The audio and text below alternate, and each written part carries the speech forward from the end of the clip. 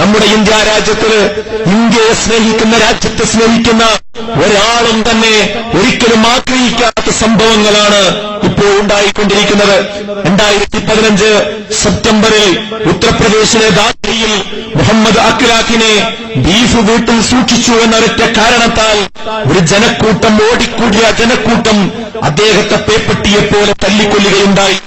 2015 October മാസത്തിൽ ജമ്മു കാശ്മീരിലെ അനന്തനാഗ് ജില്ലയിൽ 16 വയസ്സുകാരനായ ഷാഹിദ് റസൂൽ ഭട്ട് സഞ്ചരിച്ചിരുന്ന ട്രക്കിലേക്ക് ബോംബെറിഞ്ഞുകൊണ്ട് കൊലപ്പെടുത്തിയത് നമ്മൾ വായിച്ചു.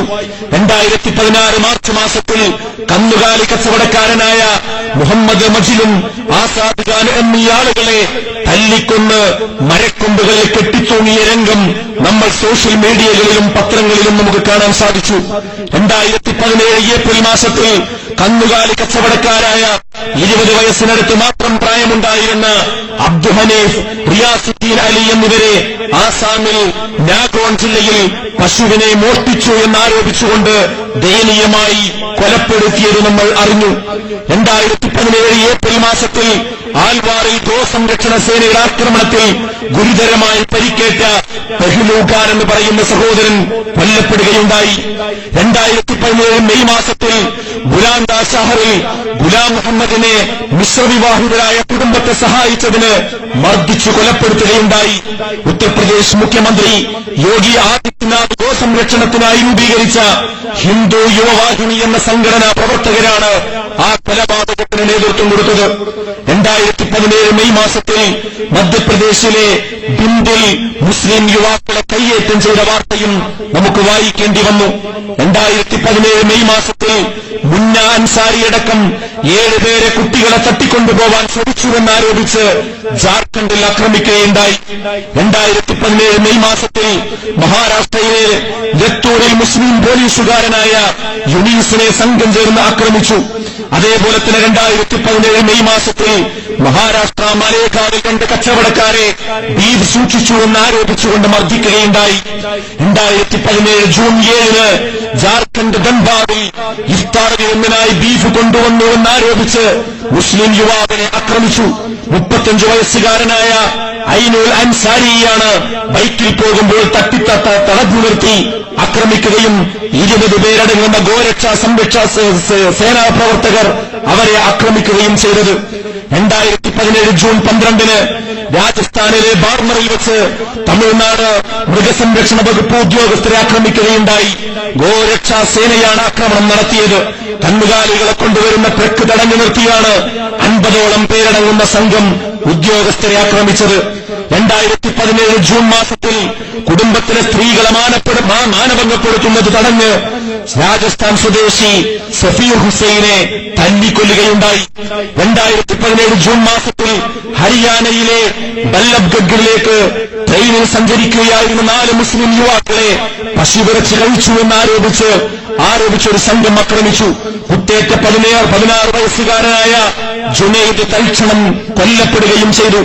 ഇതിനു മുന്നോടിയായി സാധനങ്ങൾ വാങ്ങാൻ ഡൽഹിയിലേക്ക് വരുന്നതിനു ശേഷം മടങ്ങുമ്പോഴാണ് മുസ്ലിം യുവാക്കളെ പശുയിറച്ചി കഴിക്കുന്നവരാണെന്ന് പറഞ്ഞ് ആക്രമിക്കപ്പെട്ടത്. 2017 ജൂൺ 23 മാവൂർ ജില്ലയിൽ പള്ളിയിൽ പ്രാർത്ഥിക്കുകയായിരുന്ന ഇമാമിനെ വെടിവെച്ചു കൊല്ലുകയുണ്ടായി. 2017 ജൂൺ മാസത്തിൽ പശുവിനെ മോഷ്ടിച്ചു എന്നാരോപിച്ച് ബംഗാളിലെ ദീനജ്പൂരിൽ 3 പേരെ കൊലപ്പെടുത്തുകയുണ്ടായി. 2017 ജൂൺ മാസത്തിൽ 100ഓളം പേർ ചേർന്ന് ജാർഖണ്ഡിൽ മധ്യവയസ്കനെ പശുവിന്റെ ജഡം വീടിന് മുന്നിൽ കണ്ടതിന് ക്രൂരമായി മർദ്ദിച്ച് ആ വീടിന് തീയിടുകയും അദ്ദേഹത്തെ നിഷ്കരുണം കൊല ചെയ്യപ്പെടുകയും ചെയ്തു. ഇങ്ങനെ ഞാൻ നിലനിൽപ്പിൽ പറയുകയാണെങ്കിൽ നമ്മൾ സ്നേഹിക്കുന്ന, നമ്മളുടെ എല്ലാവരും ഒന്നിച്ച് സ്വാതന്ത്ര്യം നേടിയെടുത്ത നമ്മുടെ ഇന്ത്യ രാജ്യത്തിന്റെ മാറിടത്തിലൂടെ നടന്നു കഴിഞ്ഞ ഏതാനും മാസങ്ങൾക്ക് മുമ്പ്, ഈ കഴിഞ്ഞ 1-2 വർഷങ്ങൾക്കിടയിൽ നടന്നു കഴിഞ്ഞ ചില സംഭവങ്ങൾ മാത്രമാണ് ഞാൻ നിങ്ങളുടെ മുമ്പിൽ വരച്ചു കാണിച്ചത്. എന്തിനാണ് ഞാൻ ഇത് ഇത്രയും വിശദമായി പറഞ്ഞതെന്നോ, ഇത് ഇന്നും നമ്മുടെ നാട്ടുകാർ അറിഞ്ഞില്ല എന്ന് വിചാരിച്ചു പോകുന്ന ചില ആളുകളെങ്കിലുമുണ്ട്. അങ്ങനെ നമ്മൾ ഇതെല്ലാം അവഗണിച്ചുകൊണ്ട് ഇത്രയും ആളുകളെ പേപ്പട്ടികളെ തല്ലിക്കൊല്ലുന്നത് പോലെ വളഞ്ഞുവെച്ച് ആക്രമിച്ച് തല്ലിക്കൊല്ലുന്നത് കണ്ടിട്ടും അത് മിണ്ടാതെ, അത് ആരാണ് മരിച്ചത് എന്ന് നോക്കി, അവന്റെ ജാതി നോക്കി, അവന്റെ വർഗം നോക്കി, അത് മുസ്ലിമല്ലേ, അത് ഹിന്ദുവല്ലേ, അത് ക്രിസ്ത്യാനിയല്ലേ എന്ന് പറഞ്ഞ് അവരിലേക്ക് തള്ളിമാറ്റി, അതൊന്നും എന്റെ വിഷയമല്ല, അതൊന്നും ഞാൻ ശ്രദ്ധിക്കേണ്ടതില്ല എന്ന രൂപത്തിൽ നമ്മൾ മൗനം രക്ഷിക്കുന്നുവെങ്കിൽ, കണ്ടില്ലെന്ന് നടിക്കുന്നുവെങ്കിൽ, നാം സമാധാനത്തോടുകൂടി സഹവർത്തിത്വത്തോടുകൂടി ജീവിച്ചുകൊണ്ടിരിക്കുന്ന നമ്മുടെ ഇന്ത്യ രാജ്യം ഇതുപോലെ നിലനിൽക്കുകയില്ല. നമ്മുടെ മക്കൾക്ക് നാളെ ഇവിടെ അവർക്ക് സ്കൂളിലേക്ക്, വിദ്യാലയങ്ങളിലേക്ക് സമാധാനത്തോടുകൂടി കടന്നു പോകാൻ കഴിയില്ല. നമ്മുടെ കച്ചവട കേന്ദ്രങ്ങൾ ഇപ്പോൾ നടക്കുന്ന ശാന്തിയോടുകൂടി നമുക്ക് നടത്തിക്കൊണ്ടുപോകാൻ കഴിയില്ല. ഇത് നമ്മെ എല്ലാവരെയും ബാധിക്കും.